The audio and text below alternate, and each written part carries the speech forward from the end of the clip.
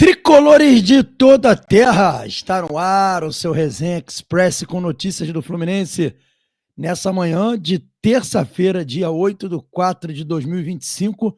Estamos aqui para trazer muita informação de Fluminense, como sempre aqui no canal para vocês. A gente vai falar aqui, por exemplo, do Guga, né? A atualização sobre a contusão do Guga. Vamos falar de jogador importante de rival nosso no Mundial que está fora de combate. Vamos falar também de oportunidade para o jogador de Xerém, uma grande chance aí para um rapaz de Xerém chegando. O dilema do Renato Gaúcho, pelo menos é o dilema que a gente acha que ele vai ter, e muito mais aqui no seu Resenha Express, que só está começando.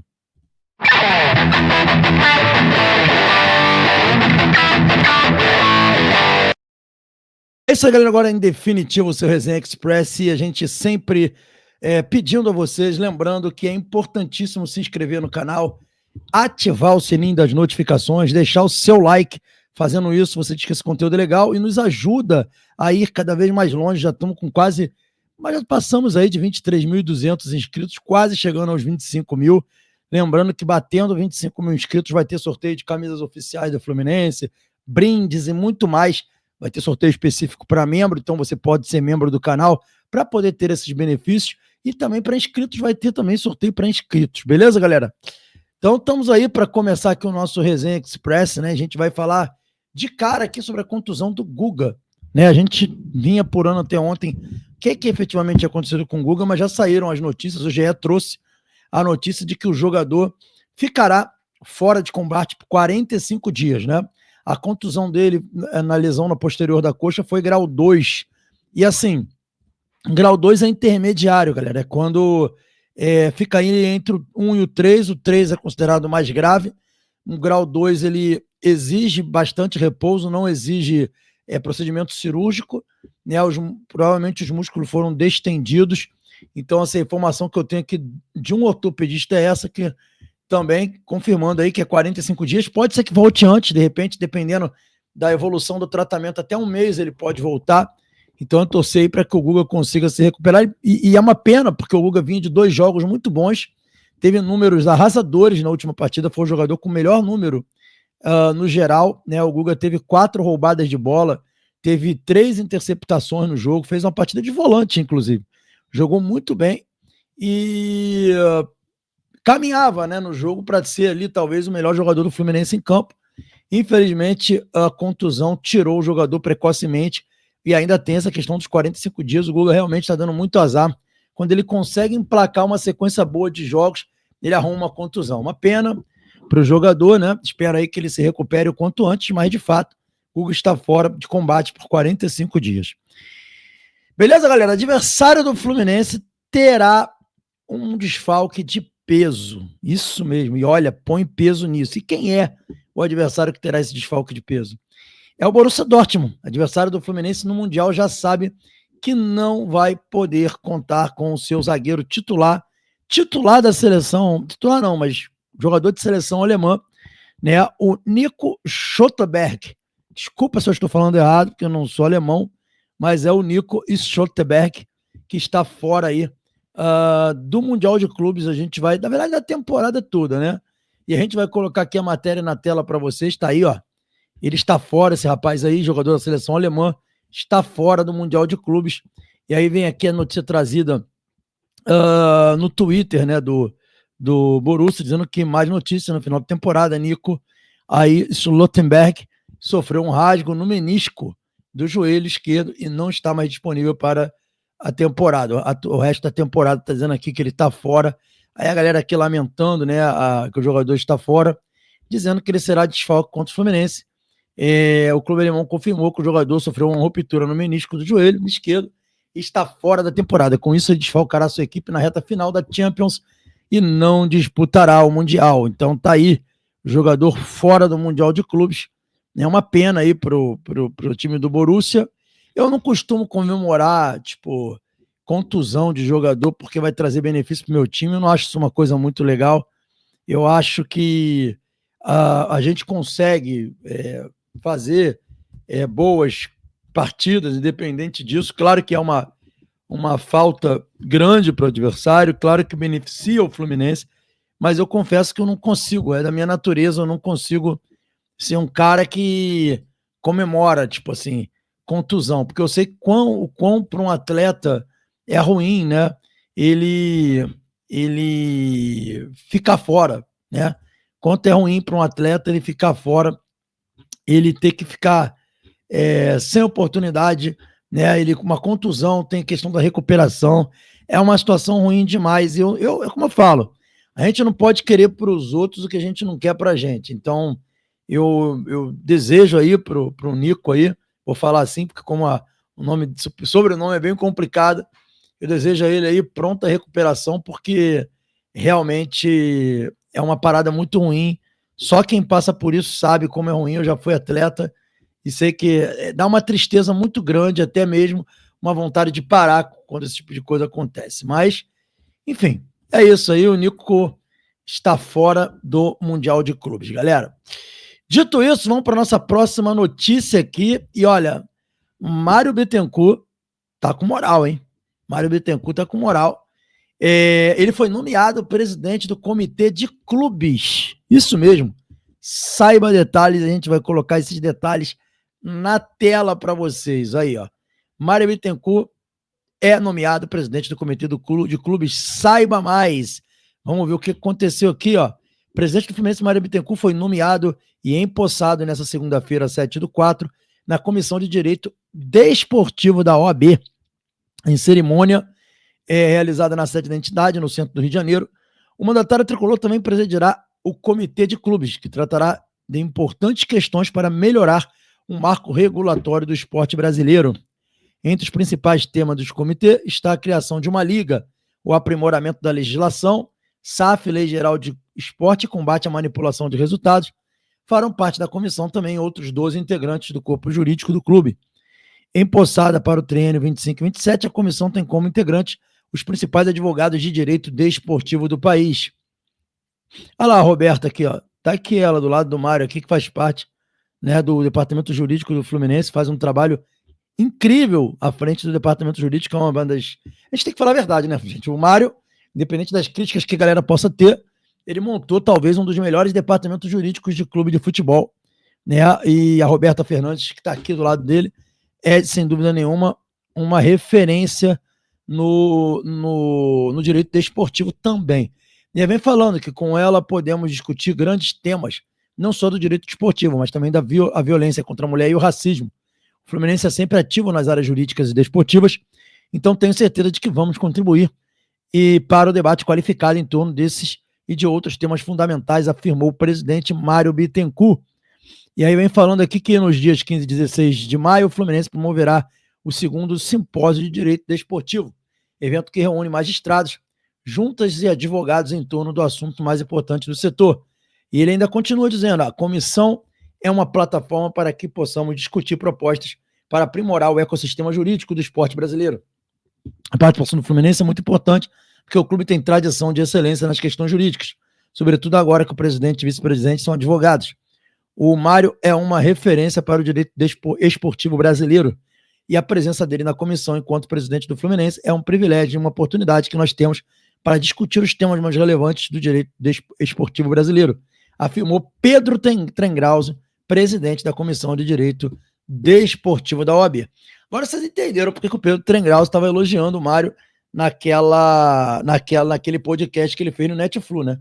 Ele praticamente eximiu o Mário de qualquer responsabilidade. As coisas se encaixam, né? Não estou aqui querendo fazer crítica, mas fica claro porque o Pedro Trengrause, naquele podcast com o Ilan, todas as questões que o Ilan colocava, inclusive de críticas até positivas, o Trengrause sempre vinha com alguma explicação para tentar defender o Mário em todas as colocações que o Mário faz. O Pedro Trengrause foi mais Mário do que o próprio Mário naquele podcast, né? E agora está explicado porque ele tinha aí interesse de convidar o Mário para a comissão da OAB de esportes, né? De direito esportivo. Então, as relações de amizade, elas são muito fortes, muitas vezes, nessas horas. E aí acaba tendo realmente, digamos no bom sentido, essa passação de pano que a gente acabou vendo naquele podcast, né? Então é isso aí, o Mário está aí presidindo essa comissão importante da OAB para o esporte. Dando sequência aqui às nossas notícias do dia tricolor, Vasco fechou acordo com Fluminense e Flamengo no Maracanã. Né? Tava tendo essa polêmica aí de jogar em São Januário, não jogar em São Januário, acabou que o Vasco fechou um acordo com Fluminense e Flamengo. Os vascaínos não estão gostando, tá, galera? Eu conversei com alguns amigos vascaínos e eles não estão gostando disso. Até mesmo fazendo vídeos, né? Eu tenho visto aí, por exemplo, o meu amigo Chicão vascaíno metendo o pau no Pedrinho, dizendo que o Vasco tem que jogar em São Januário. Poucos são aqueles que defendem esse acordo, né? Os vascaínos, no geral, não defendem. Estão muito pau da vida com isso daí. Eu não vou falar pelo Vasco, eu sou tricolor, mas para o Fluminense, para o Flamengo, foi um acordo bom, tá? E eu acho que, em parte, para o vascaíno que gosta de jogar no Maracanã, o acordo também foi bom, porque o Vasco garantiu 8 jogos no Maracanã durante a temporada. O Vasco é um gigante, tem condição de jogar no Maracanã tranquilamente. Garantiu 8 jogos no Maracanã, além dos clássicos. E o Vasco, além disso, só vai pagar os custos. E vai poder dividir meio a meio o Maracanã com o Fluminense e Flamengo. E aí vem falando aqui o Diogo Dantas, né? O Vasco fechou um acordo com o Fluminense e Flamengo para fazer parte do consórcio do Maracanã e usar o estádio no período em que São Januário estiverem em obras. O trato foi formalizado nesta segunda-feira e prevê a utilização do estádio Cruz Maltino até 2026. Na verdade, começa já em 25, tá? Dessa forma, segundo o jornalista, o Vasco fará parte do consórcio do Fla-Flu e terá direito comerciais vantajosos para o mando de suas partidas, assim como os atuais mandantes. O acordo foi visto como vantajoso para o time da Colina e os clubes enxergaram a entrada do rival como positiva. Clássico 19 de abril, o Flamengo vai se enfrentar, estará dentro desse acordo, não sendo deslocado para São Januário. Cara, eu acho importante os clubes sentarem à mesa. Independente dos vascaínos não quererem, né, estarem satisfeitos com o Pedrinho, eles têm o direito, só eles sabem onde o calo deles dói. Eu acho que assim, no geral, eu acho que é importante sentar à mesa com o Vasco e trazer o Vasco para perto. Eu acho que os clubes têm que aprender isso. A rivalidade, ela tem que ficar para o torcedor, ela não tem que ficar para os clubes. Os torcedores é que tem que ter rivalidade, os clubes têm que se entender. É importante que os clubes se entendam. Então, assim, eu acho que isso traz aí uma boa perspectiva de futuro para que as coisas fiquem melhores, né? E acabem, né? Principalmente essa coisa de ódio que é muito ruim, tá? Então isso é muito importante, na minha opinião, e eu acho que é um marco aí importante para a retomada das boas relações entre Vasco e Fluminense, Vasco e Flamengo, principalmente Vasco e Fluminense, que estava muito ruim a relação, né? Eu acho que vai dar uma melhorada considerável aí essa relação.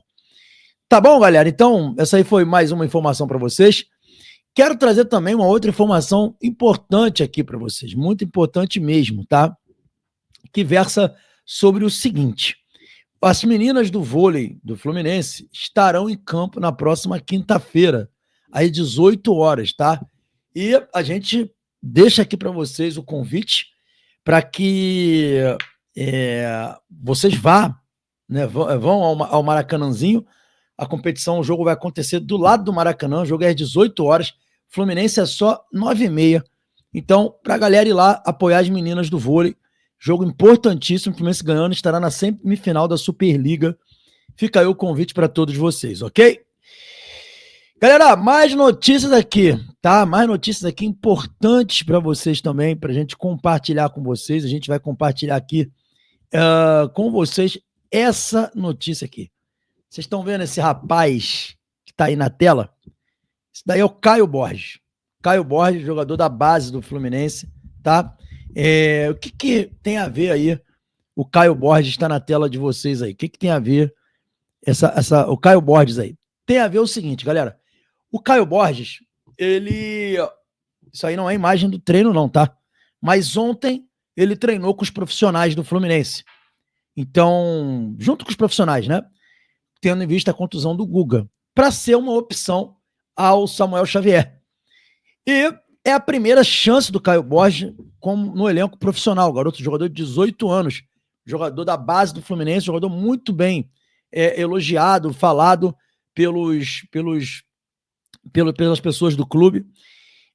É um lateral direito que a gente pedia aqui também, ele e o Júlio Fidelis, dois jogadores que a gente pedia bastante.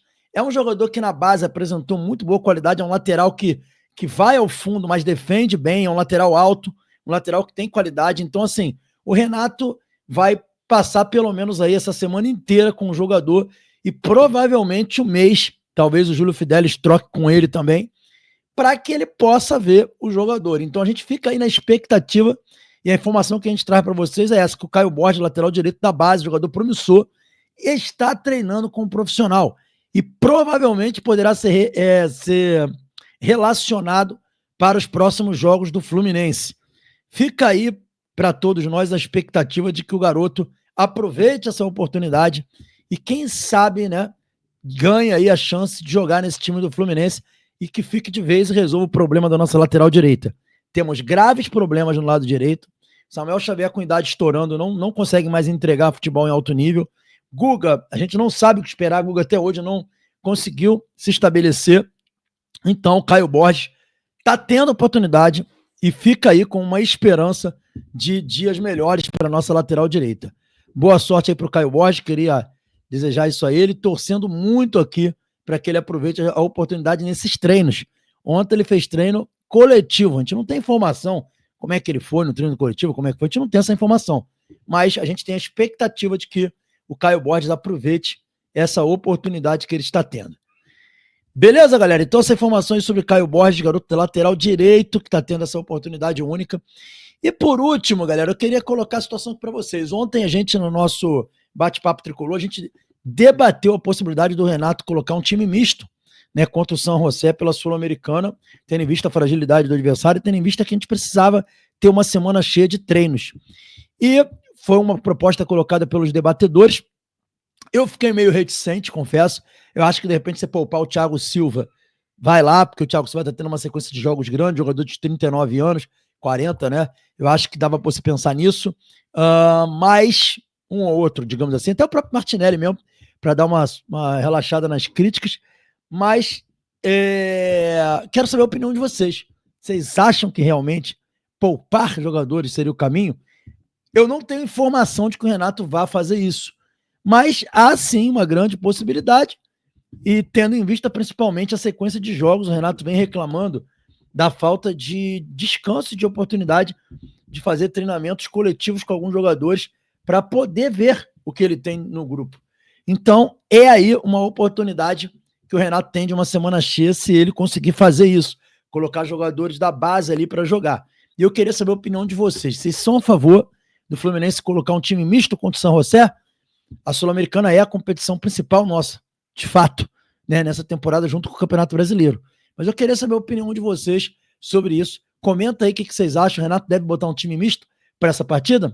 Fica aí, então, a pergunta para os amigos. Esse foi o Resenha Express dessa manhã. Se tiver mais informações, o Resenha Express entra durante o dia. Saudações tricolores. Fiquem todo mundo com Deus. Não esqueçam de se inscrever no canal e ativar o sininho das notificações. Hoje, às 21 horas, tem Conexão Tricolor com a minha querida Cris Bruno. Um abraço, galera. Valeu!